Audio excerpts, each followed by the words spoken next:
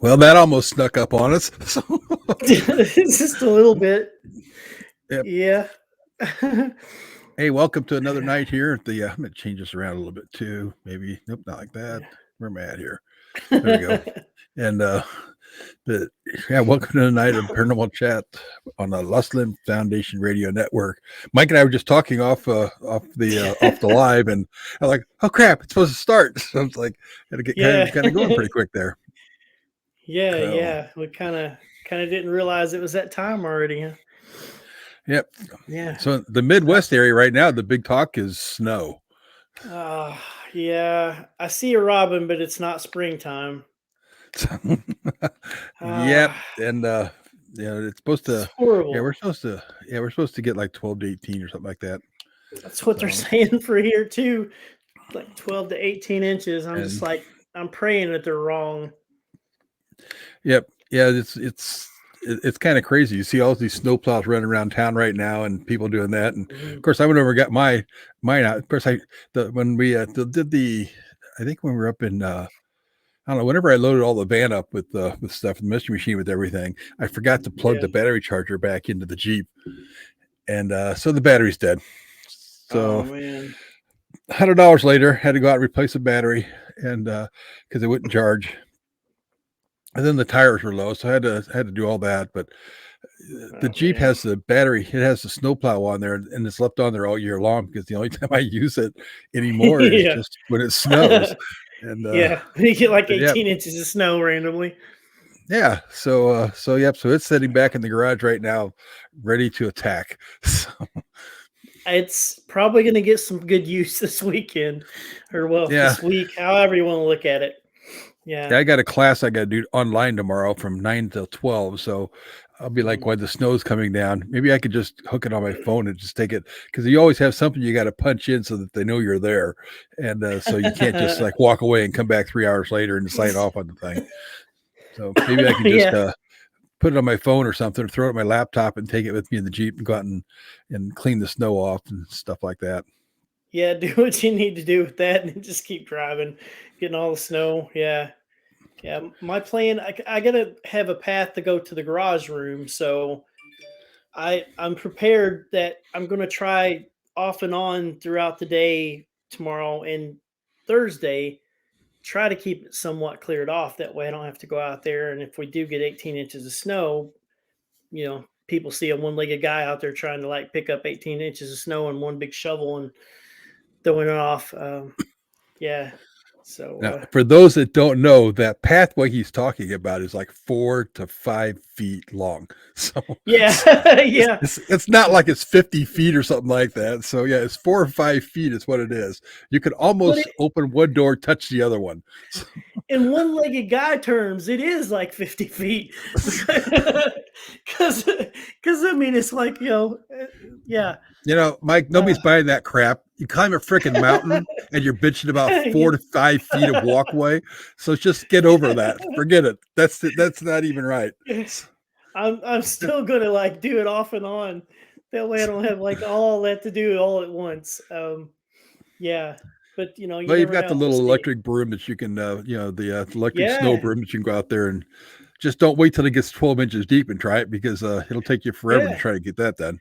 Exactly. That's what I'm gonna do. Go out there a few times a day and just get rid of it and let it sling the snow and be done with it, it'll be quick and easy. Hopefully. So what's We'll happening see. new at the roads? Not much. It's been a little quiet lately. I haven't been out there too much because I've been taking it easy on my leg, but not too much going on. But just to kind of throw that little plug out there, we got the public investigations coming up. The one's coming up for 19th, I think. Whatever that Saturday is this month. I think it's the 19th, 18th or 19th. There's still tickets left, so if anybody's watching and you want to buy tickets to help the charity out and investigate Rhodes Hotel, get those tickets. So, Yep, what there you go. about you? What have you got going Um, on? Nothing really right now. We're just waiting for the spring to get here. I had somebody Yeah. contact me today that wanted to book in another investigation like next Sunday. And I explained to him, I said, you realize there's no heat in the building, right? She said, oh yeah, we've been out there before. So, but Yeah. speaking of events and tickets and things, I just wanted to kind of bring it up because you and I both ran into this before, and I know it's been out there some other places too. If you're buying Mhm. tickets, and Shane's got a couple events coming up too, so he'll probably have to watch out for it as well. But if you're buying Yeah. tickets, don't buy them from somebody that just pops in and says, I've got 3 of them for sale, because they're probably scamming you. And I caught 2 just this past week. Yep. One of them, it was a great conversation. I enjoyed talking to her, message her back and forth about everything until I finally told her, you need to get another job because you really suck at this one, because she was trying to sell me tickets to my own event. So, Yeah. and the other guy kind of caught on because I think he had a couple of things to say to me after, after about the second time I asked him, I replied to him, then I think he caught on. I mean, he was replying to my thread, that he was on Yeah. my thread for my tickets, and he started to reply, and then he's like, oh wait, I think this is the guy that runs the event. So yeah, he just pretty much told me what to do and where to go, Was and that the one that that threw the was it. big F bomb out at you? Yeah, that was the one. Yeah, the other one Okay, just I pretty thought much so. like Yeah, yeah, they just they the bought other it. one. Oh yeah, they were like, I was fishing, man. I had cranking them in, and so, Yeah, yeah, you're pulling so them it out of was. the boat on the bank. Oh yeah, I'm sitting there Yeah. typing like this is so funny because they're so stupid, and I like as you know, I like collecting some cars and all too, and I'd like to do the same thing with warranty people. The warranty people, if I'm not really doing much at my desk, I can sit there and they'll call my cell phone and I'll answer it, and they'll sit there and say, well, it's the warranty that's on your oldest car. I'm like, okay, well that'd be the 1948. And they're like, oh, no, no, it has to be one that's newer than that. What's the newest one? I'm like, well, the newer one. I'm like, well, 1949. And it's like, no, no, no. And by that time, it's like, they just finally figured out that, yeah, after a while, it's like, they're not dealing with it. So they just hang up. Yeah. But, Yeah. Yeah. It's fun to mess with people sometimes, when oh, yeah. they try to pull the scams, right? Oh, yeah. Well, Yeah. I even had a guy that responded to me that I know that said that he had a house for rent, and somebody Mhm. copied his rental property and was renting it for $300 less than what he was renting it for. So it's What? his property. Yeah, they were trying to get $300 a month less. Well, and I had somebody else tell me that they ran in a situation where somebody actually rented the house from them, Wow. and the landlord came over like, "What are you doing here?" It's like, "We rented the house." Like, "I own the house. You didn't rent the house." And Yeah. he had to get him out. And but yeah, it was just a mess because it's just there's scammers out there just crazy. Yeah, I mean, well, I mean, even when I shared it, that what was it, a week or so ago, something like that. When you posted that, I mean, I know it's sold out, but I'm like, I'll share it because it's helping the charity. So I share it to the charity page, and I'm thinking, in case you have tickets that come up that's available, even though you have a waiting list, I share I share it, put it out there and promote it. And yeah, even I was getting people that was like putting responses like on the thread saying, "Oh, I've got 4 tickets, or I've got 2 tickets. Do you want to Yeah. buy them?" And I'm sitting there deleting them like left and right. And finally, I just started blocking people. Yeah, I screenshotted some of them and like sent them to you. I wish I would have screenshot all of them, Yep. but I mean, I had this roster crazy. that has the names Yeah, of everybody that bought tickets. So yeah, I kind of know yeah. who it was, but Mhm. oh well. We even had that in the past here. Like, you remember? I don't Right. remember like when it was. It's been quite a while back though. But yeah, we had that trouble here, because you even screenshotted some of the stuff and was just like, Yeah. "Yeah, you're not on the list." No. And yeah, in fact, I think I would have to I need to put together a fake account name. And I had one called Yeah. Herkimer Kralumski at one time, and I need to start that fake account. So I go, oh yeah, I want to buy your tickets and do that. But yeah, so if you're looking at buying tickets, make sure you buy them from from the Yeah. people that are putting the event on, and if not, at least contact them and find out, hey, this guy's buying tickets. Is it all right to buy them? Because you may not even be able to buy them. I mean, they may not even be Yeah. transferable. So you Yeah. never know. Yeah, and even at the very least, I mean, it's good, like you said, it's good to contact the promoter or the location that's doing the event. That way, at the minimum, they're not going to care if you say, "Hey, is this legit? Is this person trying to sell these tickets?" And just make sure that everything's like Yeah, legit. that's legit. Yeah. Well, and Yeah. for those that don't know it, if these people always want you to send them friends and family on PayPal. Well, the problem Mhm. with that is you're not guaranteed if it's a scam, you're just gonna lose your money because Yeah. PayPal will not stand behind anybody that with friends and family. So it's just like, and that's why it's free because you're friends and family. So if they're not friends and family, Mhm. don't send it to them. Yeah. Yeah. No doubt. Craziness. Craziness. That Ah, Well, let's get Mr. Pittman in here and see what yeah. Shane's up to. So let's bring him Yeah. in Yeah. Let's bring here. him in. Sounds good. There he is. Hey How's it Shane. going, guys? Good Okay, What's how to are going you see you. doing? on? How goes it? Pretty good. Pretty good. I'm trying to tuck myself in a corner away from all the noise, and I'm still kind of unsuccessful. Like while I was listening to you guys, I'm hearing people are barging in the door and all this stuff. So y'all just bear with me. I'm going to try to No keep the noise problem. at bay, but you know how it is sometimes with 4 kids and a family. It's kind of rough. Yep. Yeah. Yeah, I can No. understand that. That's for sure. Yeah. Yeah, but doing pretty good otherwise, trying to stay busy, you know. Good deal. You've got some events coming up and all too, don't you? Oh yeah, yeah. It's going to be a busy year. I've got the Gothic Jail in DeRidder, Louisiana. That's February 25th and 26th.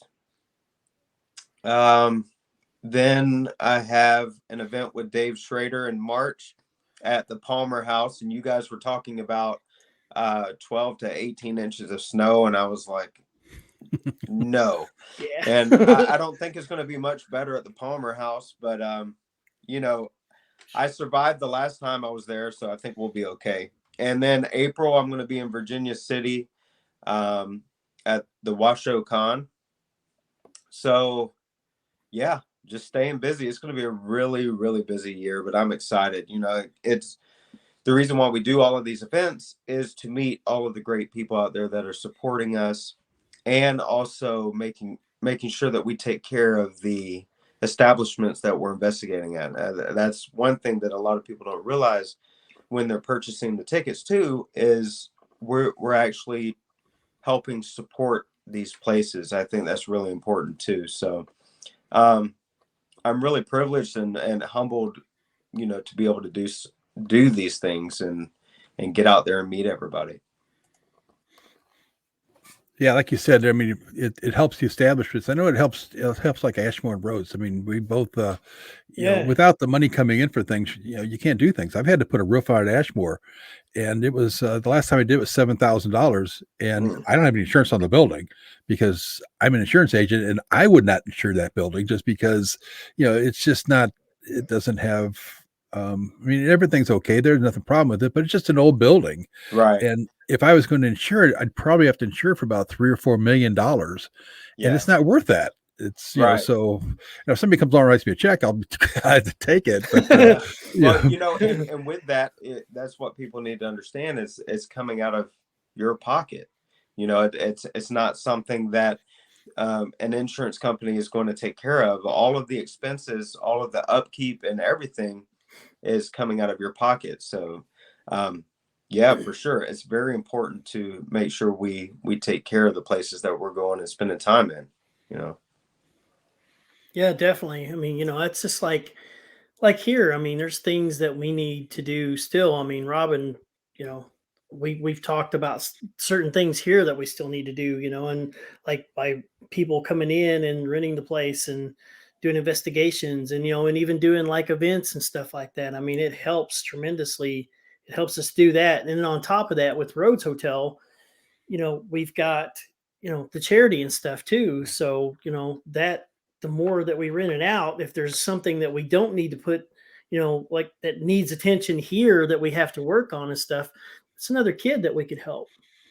Absolutely, and that's equally, that's if not more important, is helping those kids and supporting good causes like the Lost Limbs Foundation. So um, I commend you guys because I know it's a lot of work.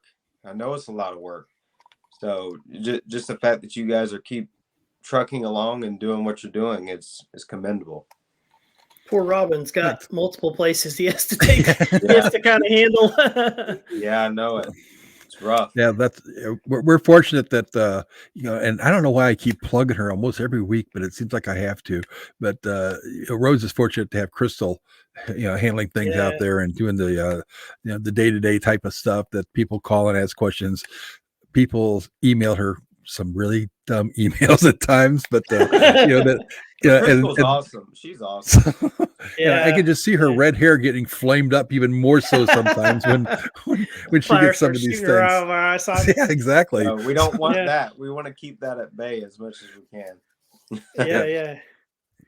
Yeah. So, Holzer Files. Tell us a little bit about Holzer Files. With, I mean, I know it's not, they didn't get picked up for another season, but how'd that all come about?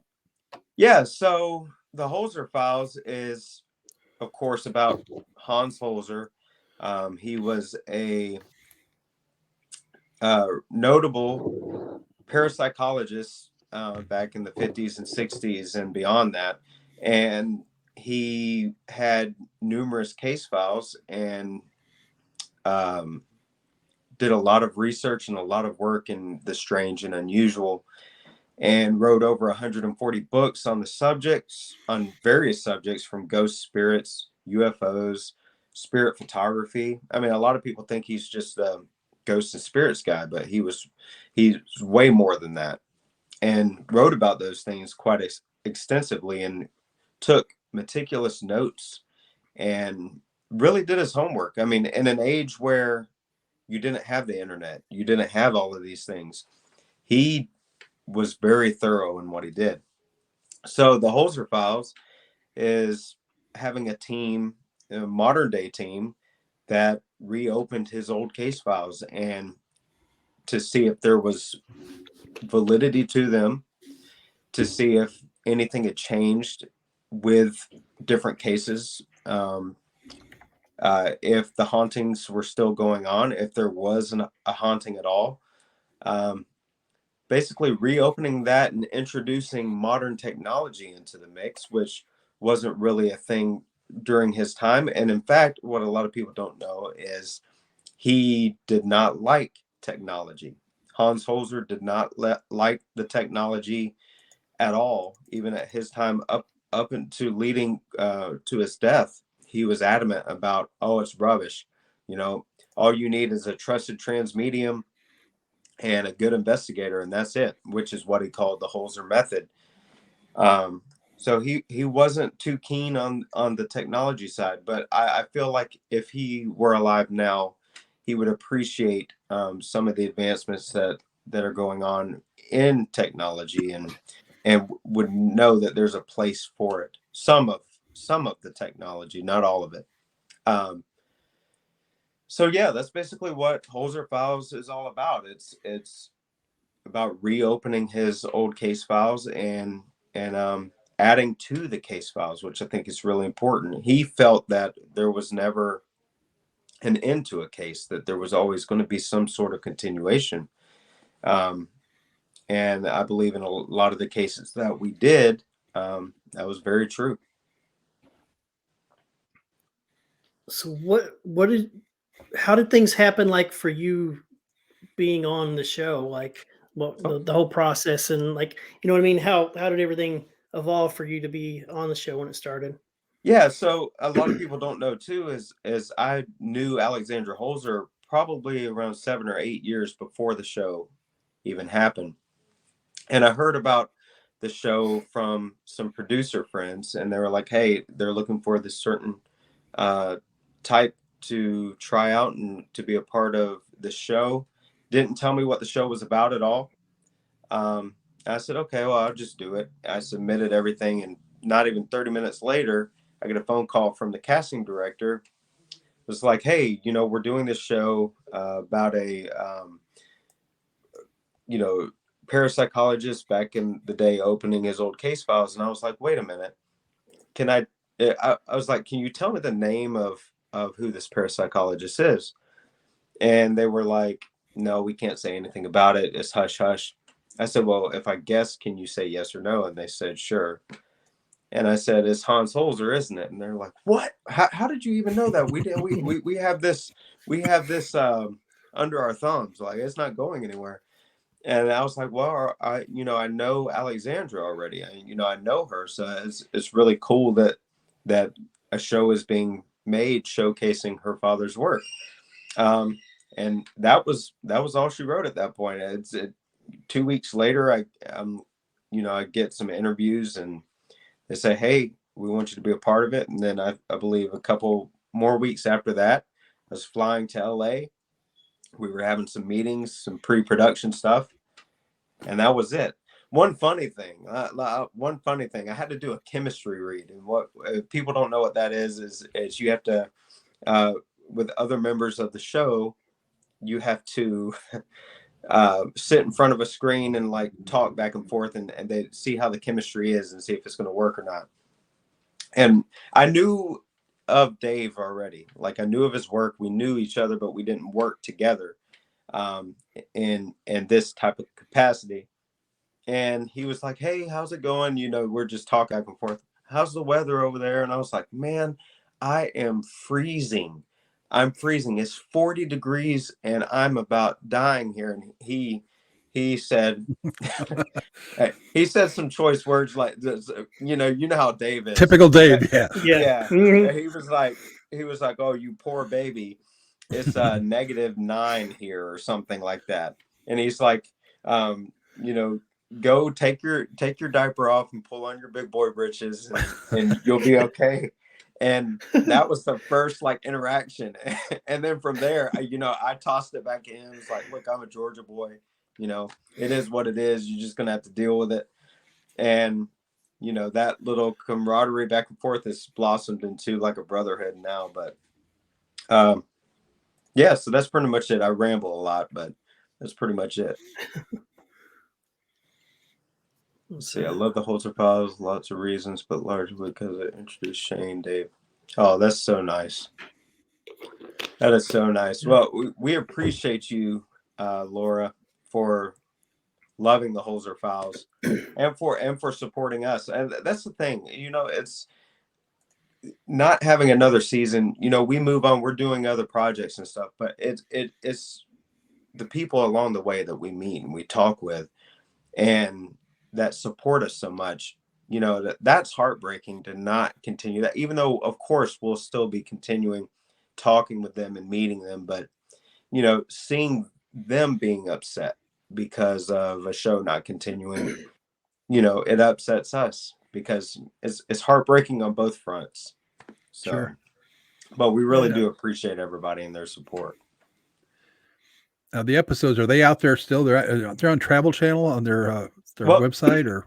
Well, Travel Channel, they do some reruns, but you can find both seasons on Discovery Plus. So if you do have Discovery Plus, you can find both seasons of the Holzer Files there, and you can watch them anytime you want to. One of the things I like, just go ahead, Robin. What were you saying? No, that's great to be able to watch them there then. Right. Yeah. One of the things, like, I think it's cool, like, when we get to do this and talk to people, from the shows and just whoever we talk to, like, let's like the story that you just told with that. I like hearing stuff like that. And I was just curious, any like behind the scenes stuff, maybe like it was crazy, like when you guys were traveling, got any good funny stories that's. Oh yeah, I've got plenty. Oh yeah. So you got a good one? Oh, I've got a couple of them. One of them that a lot of people may not know is of course you guys know that me and Dave are close, but we would go any free time that we had, we would try to go and spend time with each other and everything. And we couldn't really do that with Cindy as much. We felt bad about that, but we couldn't really do that because we wanted to make sure that we didn't say anything at any time that would influence her in any way with the case. So we didn't get to spend time with her much, but me and Dave, we would go off different places we were at, and we would always try to find a Goodwill, to just go see if there's some treasure there. It sounds crazy, but we would go and we would try to find one, and we would just go, and that would be our thing. That would be one of our little bonding things, is to go and see if there was any hidden treasure in any of these stores. And then another story I'll tell. I can't remember what case it was, but it was with the Underground Railroad connection. So people may have heard the story before, but I'm going to say it again because it's memorable. It was funny. It's funny now, but it wasn't then. So we're going in this house, and they're like, look, the historian was telling us, look, these houses sometimes have hidden passageways and stuff that could be, it could have been used for the Underground Railroad. So whenever you go into this house, check it out and see if there's anything there. So we go and do that, and we're looking around, and we're in this one room, and there's a loose floorboard. And Dave was like, he pulls the floorboard up, and he's like, oh my God. It looks like, he bends down, he looks underneath, and he's like, oh my God, I think this is like a little space for the Underground Railroad. Well, whenever he stands up, he lets out a little bit of gas. You know, I'm trying to be as nice as possible, but nobody could hear it or anything. So me and Cindy were completely oblivious to it. And so he knows this, but does not say anything, doesn't give us any warning. And so he's like, Shane, go check this out. So I've been down right where he was, like moments prior, and just eat all of whatever that gas was. And it was the most disgusting thing. And I was like, oh my God. I was like, I cannot do this. Cindy goes over there, and she's like, it smells like something is rotting down here. There's no way I can't investigate this anymore. I can't do it. The smell's too strong. So what does Dave do? Dave is like, Shane, I think you need to go down there and check it out. And so I was basically basking in Dave's gas for at least 5 minutes, and it was the worst experience. I think I can still taste it. It's gross. So it's funny now, but it wasn't then. It was a pretty traumatic experience, but that's a little bit behind the scenes stuff. Probably not the best story, but it's a memorable one for me. Yeah. A pretty cheesy experience. Yeah. It was not good. It was not good at all. What's your favorite cheese? Do what? Yeah. What's your favorite cheese? God, it was horrible. We thought we would. Go ahead, Robin. Was that the first time you actually worked with Cindy and all then too? Yeah.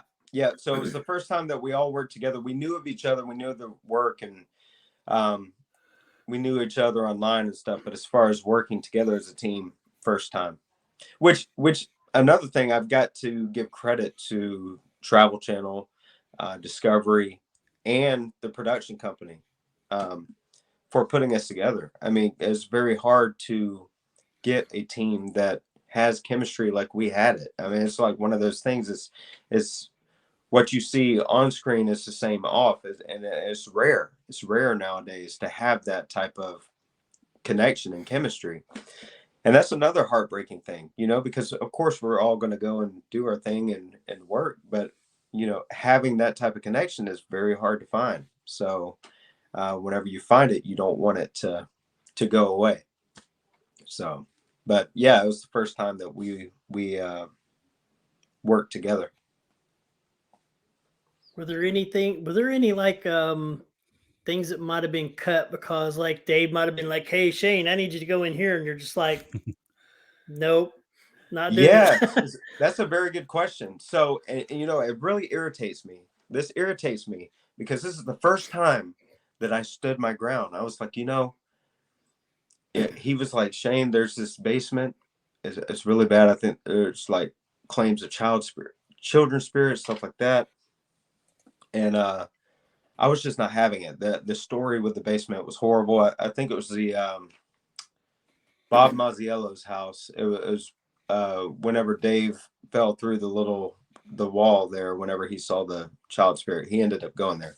But I was like, no, blank you, Dave, you go to the basement. And I was adamant about it, and it was on camera. Well, Dave cracks up laughing because he's like, whoa, he wasn't expecting me to project that on him like that.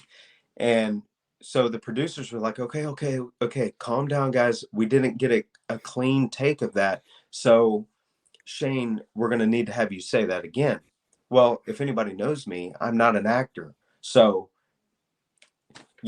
you can only imagine how it went the second time when they told me to go ahead and repeat what I just said. So it was more like, blank you, Dave, you go to the basement. And it was not natural sounding at all. So they had to cut the entire thing. And Dave ended up going to the basement, but they cut that whole exchange out. And I hate it because that was the time that I really stood my ground.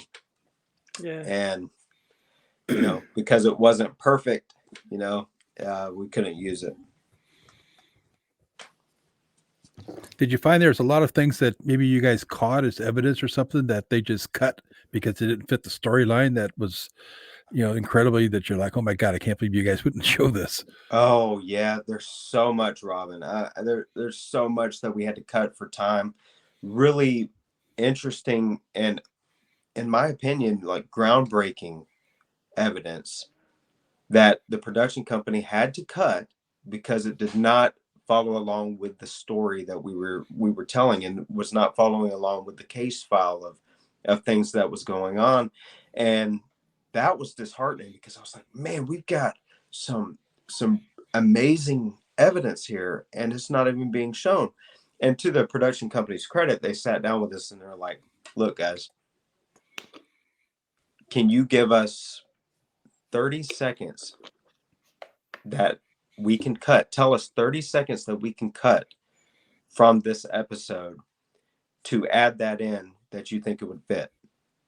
And then we sat there and we're like, wow, yeah, you're right. Yeah, I mean, it's in order, if you remove even just a tiny bit, it changes the whole feel of the story, and you can't do that. So to their credit, we understand why they had to do those things. And maybe hopefully in the future, Discovery will have a behind the scenes Holzer Files thing. I think that would be amazing, where we just go over the evidence and kind of dive into that and some of the behind the scenes footage that we have.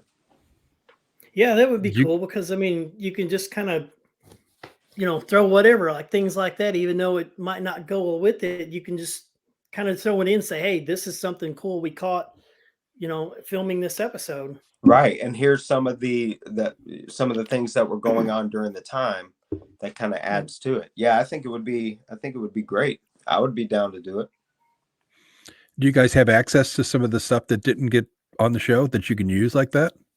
Well, I know the production company has. We can't have that footage once the show is done. We can't have access to that because they don't want us just releasing it, which they trust us. But I mean, still, they're protecting what they have as much as possible. But I do know that the production company does have it.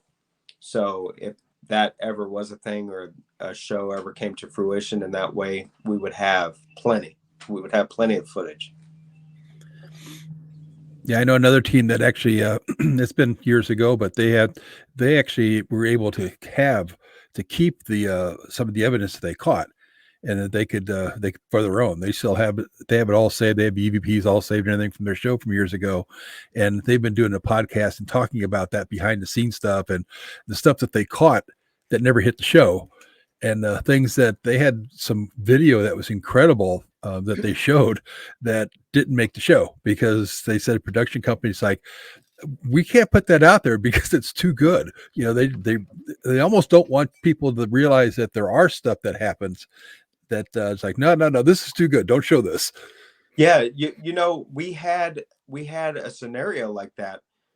If you watch the Franklin Castle episode in season 2, when Dave had his experiences and everything, we were up in the attic, and we were using the spirit board, and it wasn't to, conjure anything up, but to close all of the previous sessions that had happened there. It was a kind of a unique twist of what we were going to do.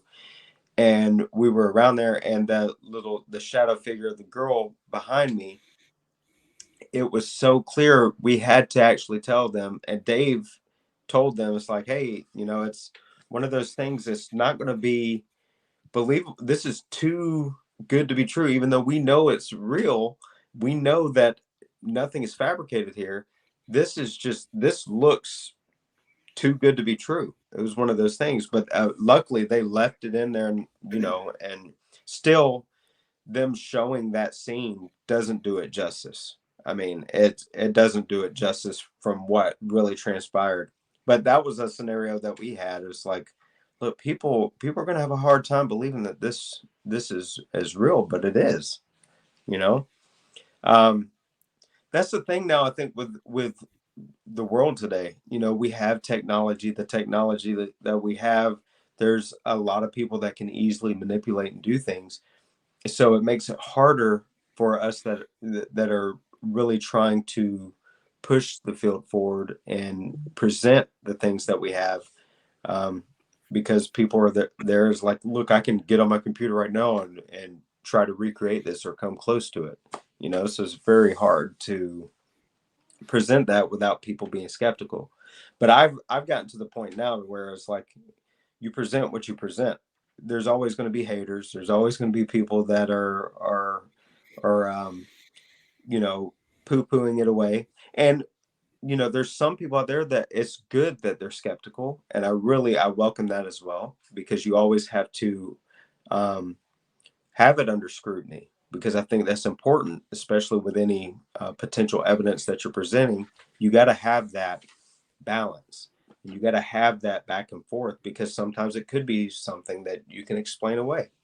And, so I just say present it. And, if you know that it's legitimate, or you feel it's legitimate, then present it and go from there. See what happens.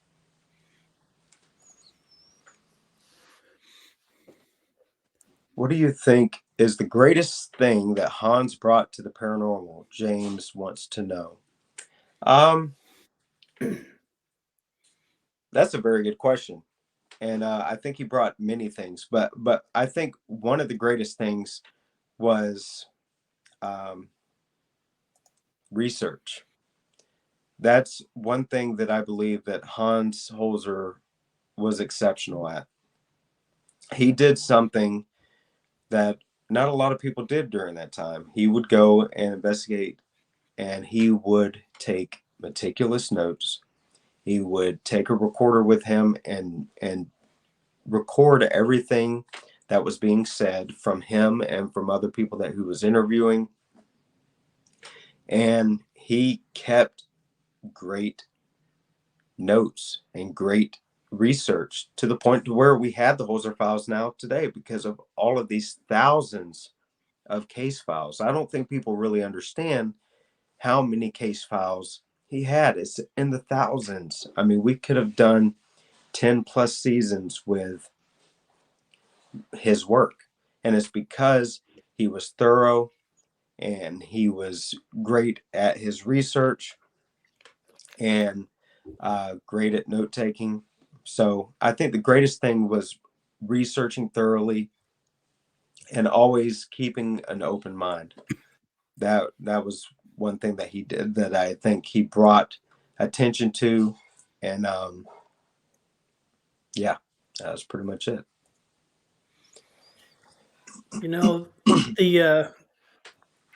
I'm one of those that I'll go about anywhere, but I'm claustrophobic to a point. Once it gets kind of closed in, one of the ones that kind of stands out probably more for me is like when you were, I think, was it Cleveland? Remember, like the train car was there, yeah, and you like, yeah, I would have been like, no, I'm no.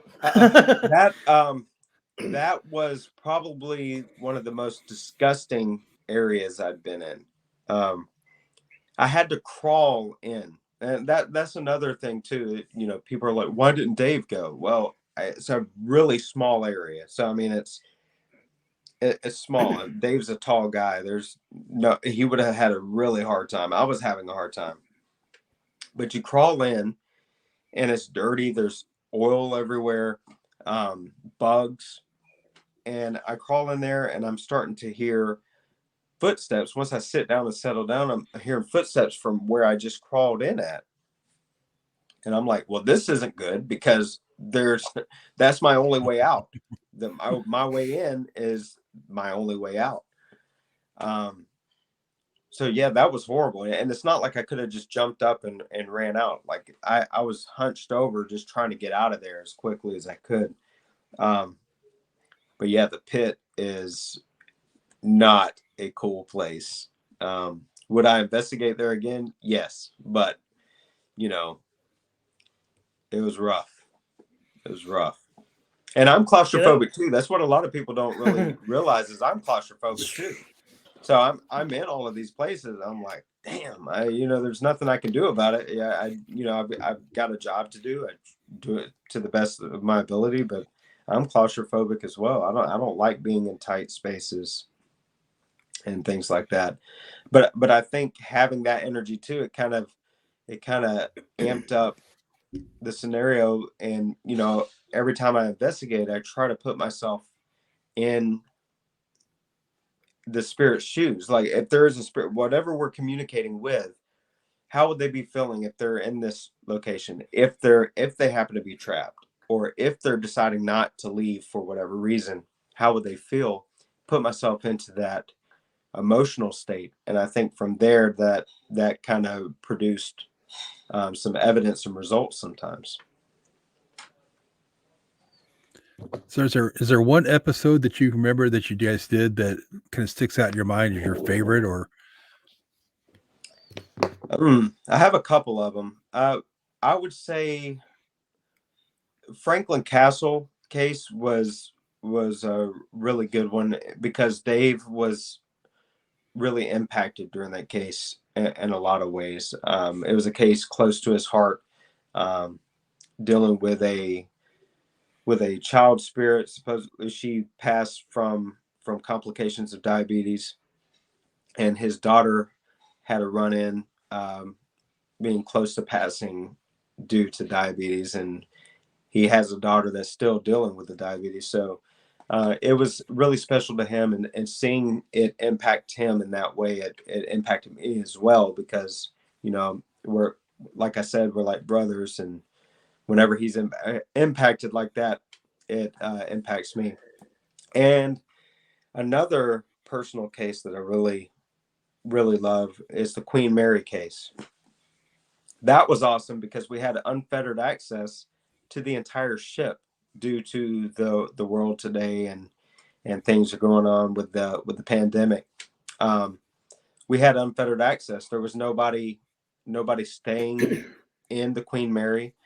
You know, for people who don't know, it's like a hotel. So there was nobody there. It was just a skeleton crew. So we had full reign of the entire ship. And that was something really special because it was my first time ever investigating there. So to have that experience and to have the full run of the ship was really special. Do you have, like, when you have time off and you're at home, do you have any locations that are kind of close to you that you tend to go to regularly and investigate? Or Yes. There's one that's really close to home for me. It's in Union Springs, Alabama. It's the Poly Jail. And the reason why it's so special is because some of my first experiences, paranormal experiences, whenever I started out actively investigating, was at this jail. There's a deep history with it. It would take a long time just to talk about that, but that's a special place. There's a place in town called the Springer Opera House, where I live, and that place has been reportedly haunted for many years. I haven't been able to investigate it yet because it's still an active theater. So I haven't been able to investigate there yet, but hopefully in the future I'll be able to. Gotta get your mom's question on here. She'll be throwing a fit at me and send me text messages and all. Have I ever experienced anything paranormal before the involvement in the show?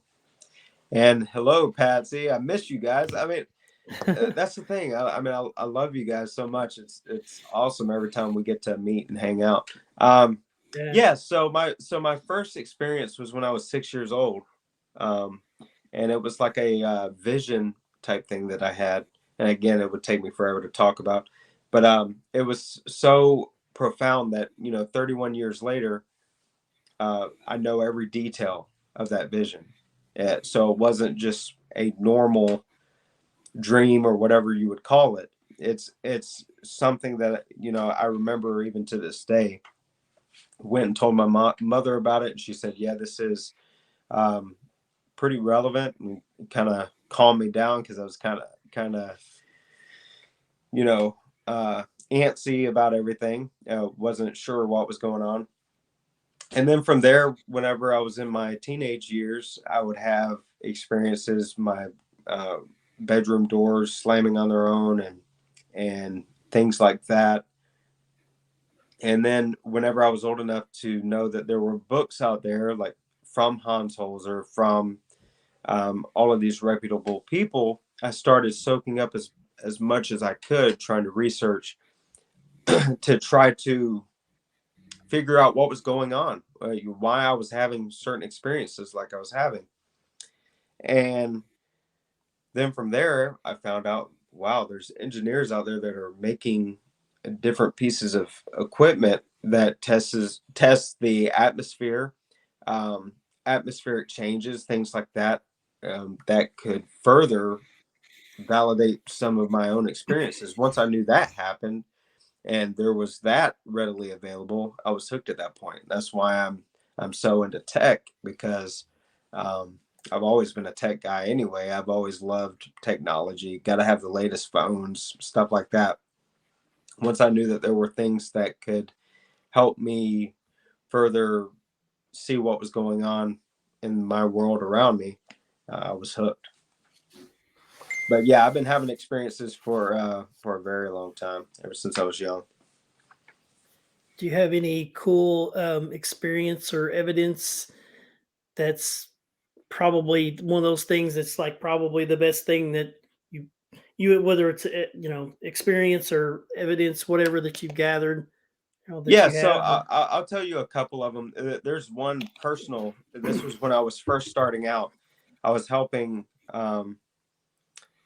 I was helping a family member that was going through some really traumatic things in his home, and he was like, "Shane, there's things moving on their own. There's a bunch of different stuff, seeing shadows and stuff, and I don't know what to do. Can you come over to the house and check it out with me?" And at first I'm like, come on, you're a grown man. Yeah, this is when I was first getting into it. So I was like, come on, man, you're afraid to go to sleep in your own home. What's going on here? A lot of things go through your mind at that time. So I go there. Sure enough, there's crazy things going on. And I happened to bring a recorder. And I said, look, turn off all electronics, turn off the AC, turn off everything. And we're just going to put a recorder in here. We're going to go outside, get some fresh air, and just let it run for a little bit. So I do that. And I don't review the recorder right away. I say, hey man, I'm going home. I'll review this when I get home tomorrow, and just stay calm. You'll be fine. Call me if you need anything. So I go home. I start listening to the recorder, and one of the clearest EVPs I've ever gotten in my entire life. As it said, it started off in a woman's voice. It says Shane, and then my family member's name. And then it transitions to a male's voice, and it says, "I'll kill you." And I don't know if there was multiple conversations going on that we captured. I don't know what it was. But the crazy thing about that is there were no females there. That, like I said, everything was turned off. I made sure of it in every single room. to capture something like that still to this day blows my mind, because I have no rational explanation of what transpired, what we were dealing with. No, I'm not saying it was a demonic thing or whatever, but I'm saying whatever was there was not happy, knew my name, and said that they would kill me, which was really weird. And so it's impacted me to this day. I mean, I still can't explain what happened there. And another one was on Holzer Files. I think it was the Ghost on the Second Floor Landing episode. It's on season 2, and it's where we caught a full mist figure appear and then go up the stairs where Dave and Cindy is. And what's cut out of that episode is Dave is using the SLS camera, which, you know, those are faulty at times, and sometimes they work great. Not faulty, but sometimes they have false positives. So he's pointing it in the direction, and he's like, "Oh, there's something pop up." Well, whenever you're reviewing the footage together, that figure that appears, that mist that appears and goes up, it correlates with the same time where once it goes, I guess, to the top of the stairs, and him saying, "Up, there she is," or there's something here. Just those two compounding pieces of evidence is one of my favorite captures that we had on Holzer Files. Now, you handled a lot of the technical equipment, and everything for Holzer Files, didn't you? Yes, sir. What was some of the stuff you guys used that was your the best equipment to use on the show? So we use various recorders, and I like to use the Zoom H1N recorders. They're the older models, but Zoom makes excellent digital recorders. Dave had an old Panasonic DR60, which a lot of people say, well, this the internal mechanics are making the noises, but we would test it in various places, and sometimes we would get nothing at all, and then other times we would get responses. One piece of gear that I really like to use, and I used it a few times on the Holzer Files, they're called shadow trackers. And all they are is they're these boxes, and they're motion detection, and it's LEDs that are lined up. And the LEDs light up in the direction that any movement is coming from. So if it's coming from the left side, it'll start up lighting up on the left side, and then, you know, move on, and vice versa.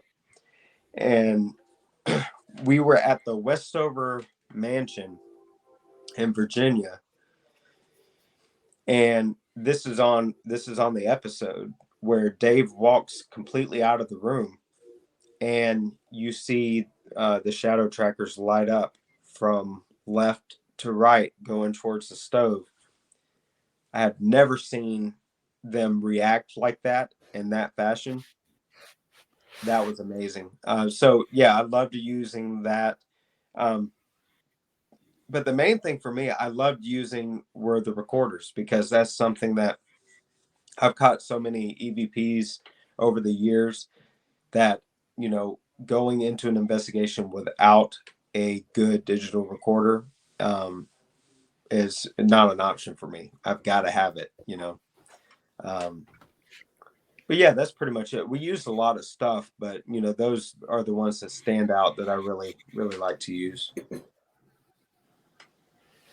I got to ask my question before we end up running out of time. I always ask.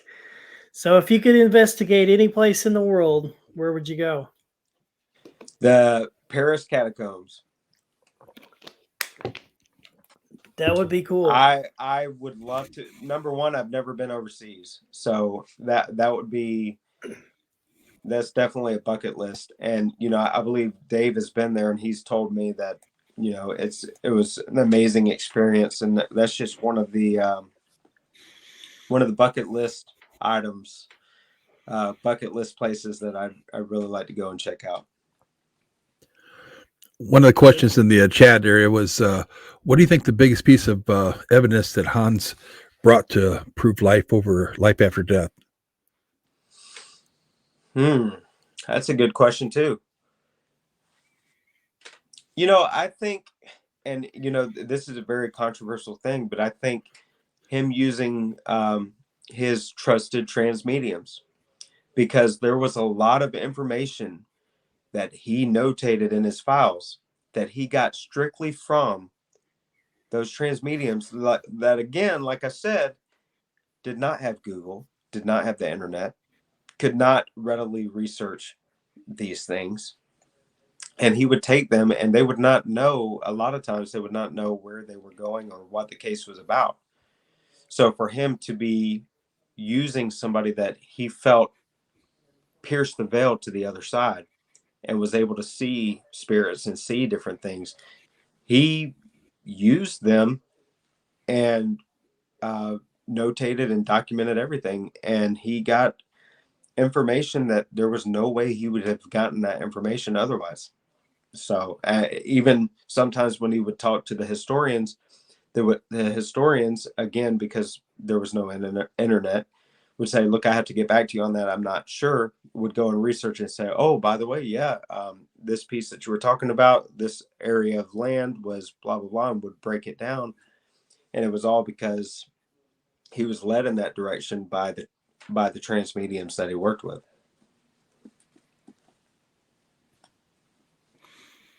Was there any particular nights and all that like when Cindy did the episodes, or did she have any nights where just like nothing was coming through to her at all, or that it was pretty empty for her?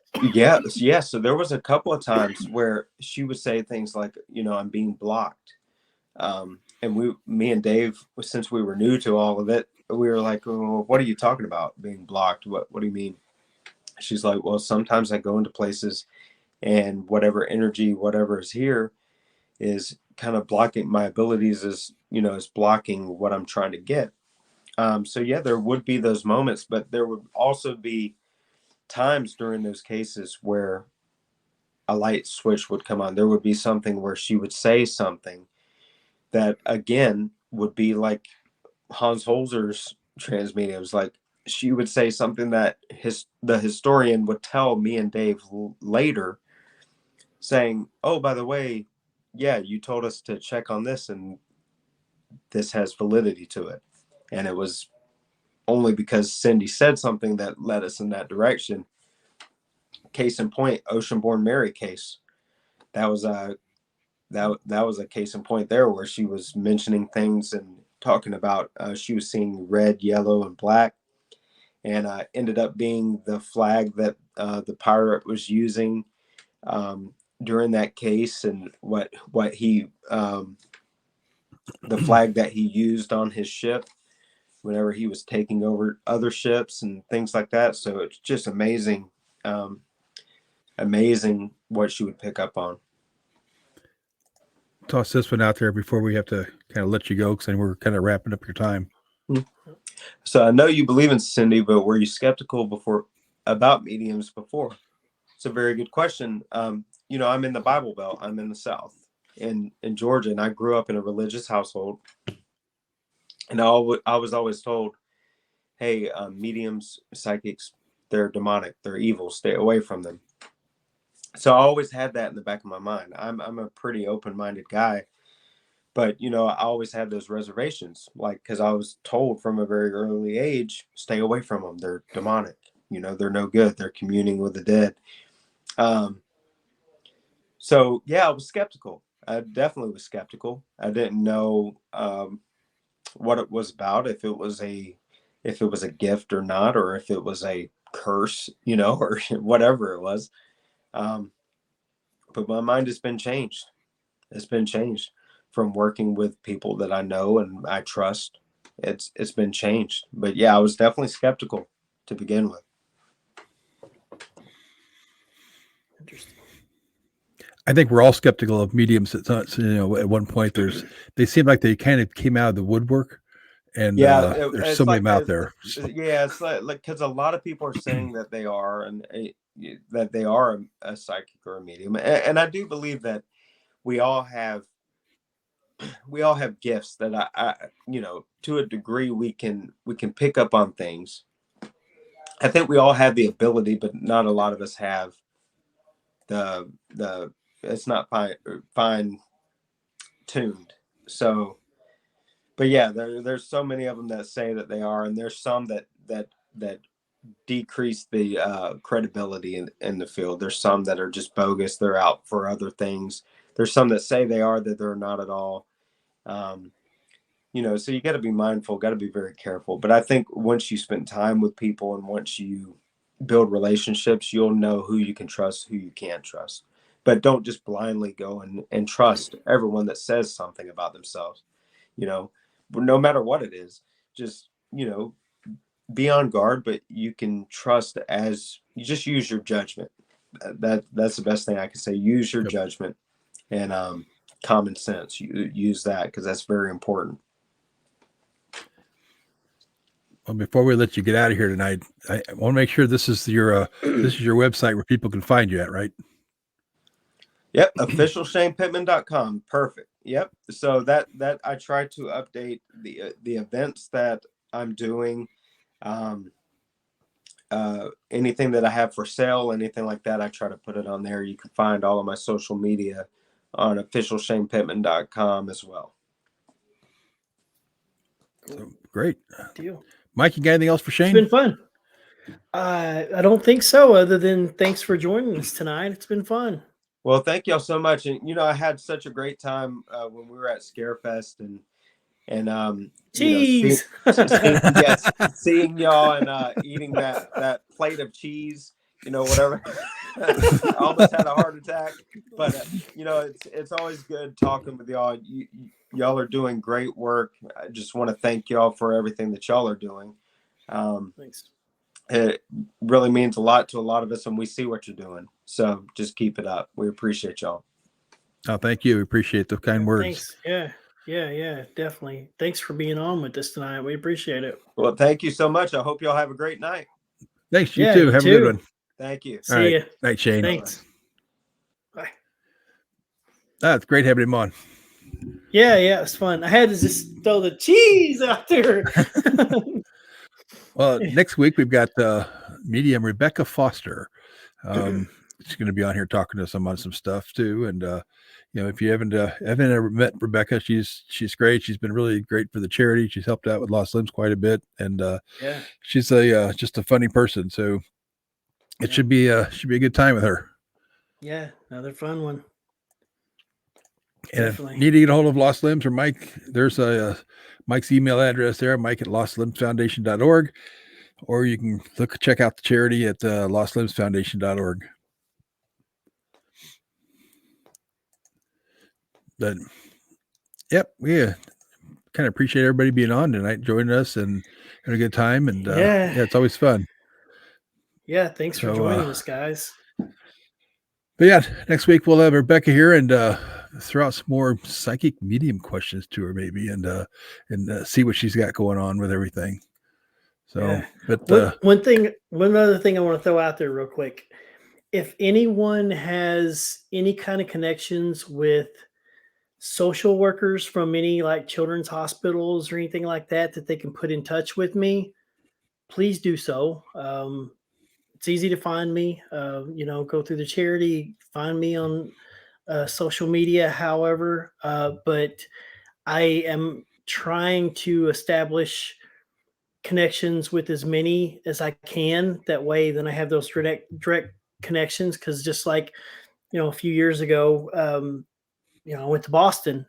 They had a kid that was there, that needed help.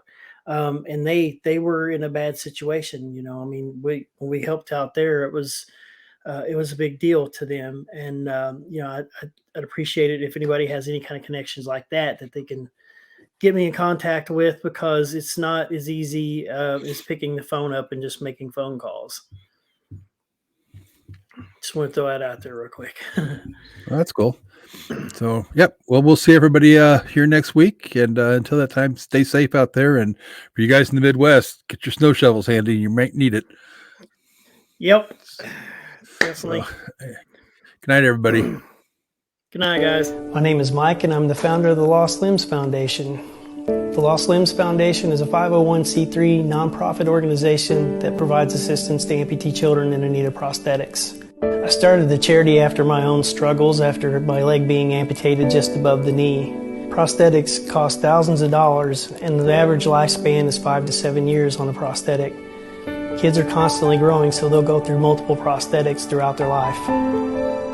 This is the prosthetic leg that I use, and the cost was about $70,000. The Rhodes Hotel is in Atlanta, Indiana, and is owned and operated by the Lost Limbs Foundation. We are currently doing photo shoots, ghost hunts, and special events to help raise money for the charity. For more information, you can go to lostlimbsfoundation.org. With your help, we can help these kids one step at a time.